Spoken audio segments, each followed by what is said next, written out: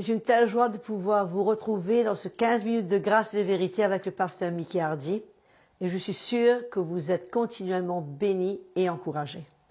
Aujourd'hui, un très beau cantique très spécial que je vous ai réservé, qui nous parle de l'amour du Seigneur et qui nous rappelle, mes frères et sœurs, que ce qui nous unit, ce n'est pas notre race, ce n'est pas notre culture, ce n'est pas notre religion, ce n'est rien de tout cela, mais c'est l'amour du Seigneur qui est capable de dépasser, de briser, de renverser toutes ces barrières et de nous unir tous d'un même cœur. Donc nous sommes un dans un lien d'amour. Nous sommes un dans un lien d'amour. Nous sommes un dans un lien d'amour. Notre esprit est uni avec l'Esprit de Dieu. Nous sommes un dans un lien d'amour. Maintenant, chantons tous ensemble et que son amour se répand. Tenons-nous par la main, élevons notre voix. Nous sommes un dans un lien d'amour. Tenons-nous par la main, élevons notre voix. Nous sommes un dans un lien d'amour.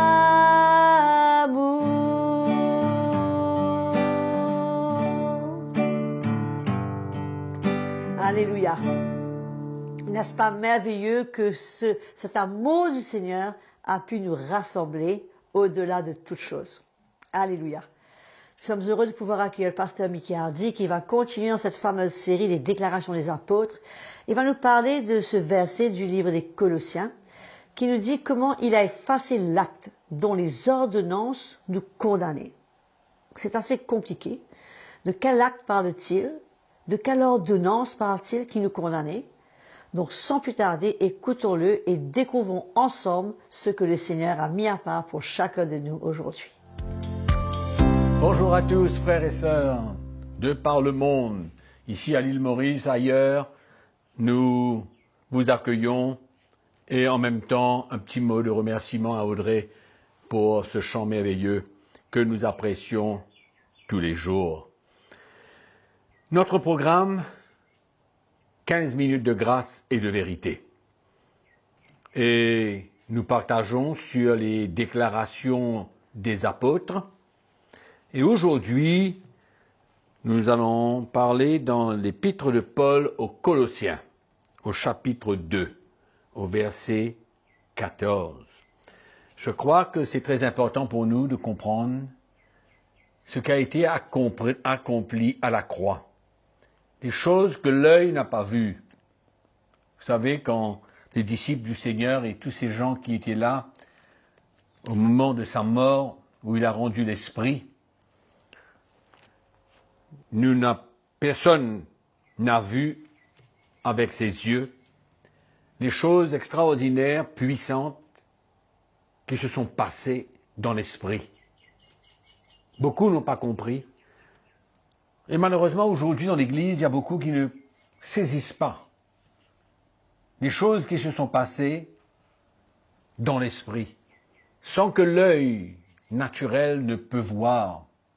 Mais dans ces derniers jours, l'Esprit du Seigneur nous révèle ces choses. Des choses cachées qui viennent à la lumière, des révélations dans notre cœur par le Saint-Esprit. Et c'est là où souvent l'Église bute et n'arrive pas à accepter la révélation de l'Évangile. Et aujourd'hui, Dans Colossiens chapitre 2, nous allons lire au verset 14, nous allons voir quelque chose d'extraordinaire qui s'est passé. Vous savez que le jour et le moment que Jésus a rendu l'Esprit, le voile qui était dans le temple s'est déchiré complètement. C'est déchiré. Ce qui signifie que la séparation entre le lieu saint et le lieu très saint n'existait plus. Pourquoi? Nous lisons le texte et nous allons comprendre pourquoi. Verset 14. Il a effacé l'acte. L'acte dont les ordonnances nous condamnaient et qui subsistait contre nous, qui travaillait contre nous, qui n'était pas en notre faveur. Et il l'a éliminé en le clouant à la croix. Personne n'a vu cela. Tous ceux qui étaient présents le jour de sa mort. Personne n'a vu. Mais la Bible nous dit ici, il a détruit, il a effacé l'acte, les ordonnances, les prescriptions. Il a effacé l'acte dont les ordonnances nous condamnaient. Pourquoi nous condamner? Parce que le moment où quelqu'un n'accomplit pas même une partie de la loi, la condamnation va suivre. C'est pourquoi la parole de Dieu nous dit que cet acte, ces lois, ces ordonnances, travaillaient contre nous, n'étaient pas en notre faveur. Parce qu'à chaque fois que nous passons à côté et que nous n'observons pas la loi, c'est la condamnation qui suit. Mais là, l'apôtre Paul nous explique ce qui s'est passé à la croix. Il l'a éliminé, et l'a cloué à la croix. En le clouant à la croix. Ce n'est pas un acte naturel de clouer à la croix les commandements, les lois, les prescriptions, les ordonnances, mais il s'est passé quelque chose dans l'esprit. Et la loi a été éliminée.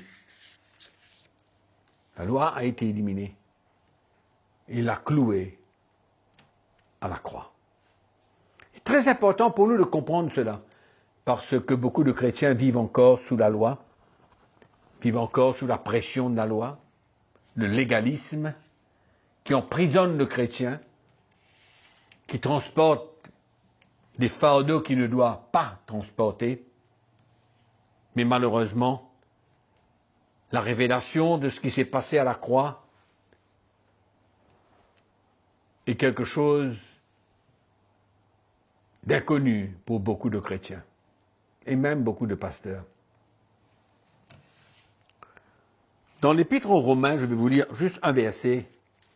Vous pouvez aller lire un petit peu le texte.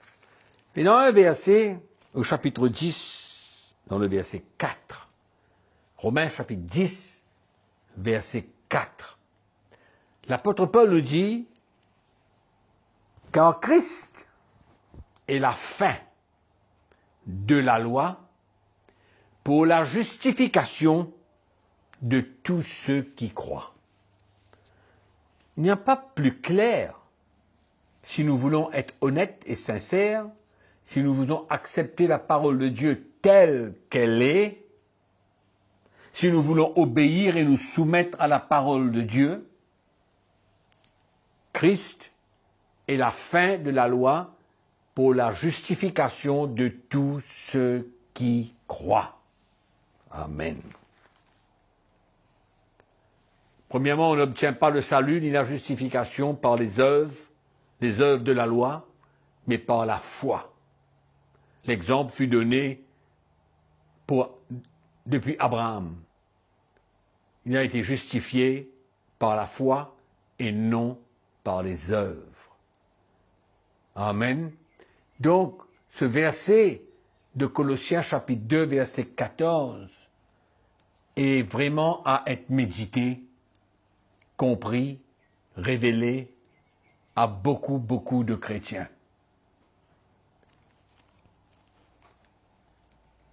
Qui se trouvent souvent condamnés, souvent accusés par l'ennemi, le diable, le père des mensonges, le menteur, qui attaque les chrétiens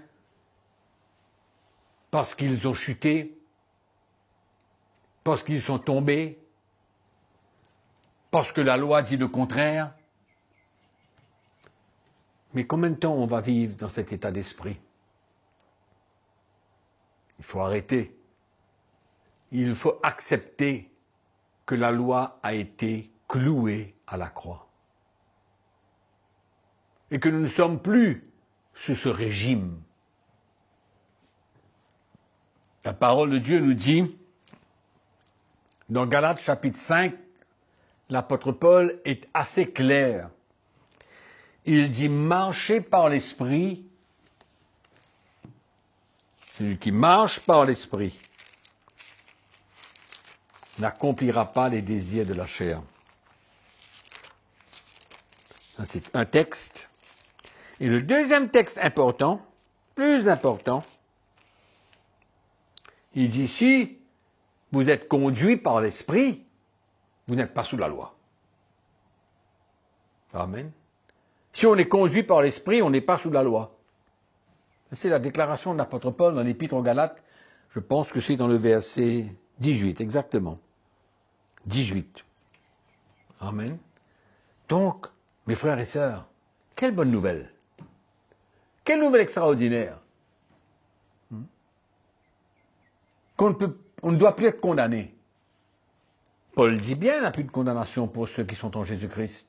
Il nous dit très clairement dans le chapitre 8 des Romains au verset 1. Quand la loi de l'esprit de vie en Christ nous a affranchis de la loi du péché et de la mort. La loi du péché et de la mort. N'oubliez pas qu'on a lu que cette loi nous condamnait. La loi du péché et de la mort. Le péché, c'est quand nous n'observons pas la loi et cela nous emmène à la mort. Mais nous avons été affranchis. Amen. C'est ça que l'apôtre Paul dit.